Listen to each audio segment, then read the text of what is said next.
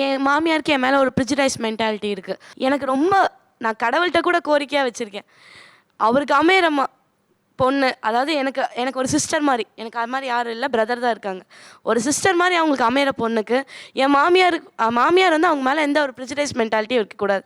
இவருக்கும் பிடிச்சிருக்கணும், அவங்களுக்கும் பிடிச்சிருக்கணும். என்றைக்குமே வந்து காசு பணம் இதெல்லாம் வேண்டாம். இந்த பக்கம் அவங்களுக்கு இல்லைனா மாமியாருக்கு சின்ன பிணக்கு இருந்துட்டே இருக்கு. ஏன்னா அவங்க வந்து இவங்க இப்படித்தான ஒரு ப்ரிஜுடிஸ் மைண்டோட என் மேல ஒரு ப்ரிஜுடைஸ் மென்டாலிட்டியோட வாழ்ந்துட்டு இருக்காங்க. அது இல்லாம ஒரு அமைப்பா அவருக்கு அமையணும்னு நினைக்கிறேன். அது எனக்கு ரொம்ப பெரிய, நான் கடவுள்கிட்ட கூட வச்சிருக்கேன் கோரிக்கை. என்னடா அந்த சோமுக்கு இவ்வளவு நல்லவங்களா இருக்காங்க. இந்த இப்ப இருக்க ஜெனரேஷன் கேட்டா ஆச்சரியப்படுவாங்க, இப்பெல்லாம் இருப்பாங்களா அப்படின்னு சொல்லிட்டு. ஆனா இது எவ்வளவு பெரிய பலம் அப்படின்னு யோசிக்க வேண்டியிருக்கு. ஒரு அன்பு இன்னொரு அன்பை தாங்குது, ஒரு மரியாதை இன்னொரு மரியாதையை தாங்குது, ஒரு உறவு இன்னொரு உறவை தாங்குது. நாம் இதை விட்டு என்னென்னத்தையோ தேடிட்டு இருக்கோமோ அப்படின்னு தோணுது. ஒரு பாசக்கை இன்னொரு பாசக்கையை பிடிக்குது. எங்கேயோ விட்ட உறவை எங்கேயாவது பிடிச்சி போடணும்னு இந்த அண்ணி வந்து நிற்கிறாங்க. இவங்க வெளியிலேருந்து வந்தால்தான். ஸோ மனிதர்கள் ரொம்ப அற்புதமானவர்கள்.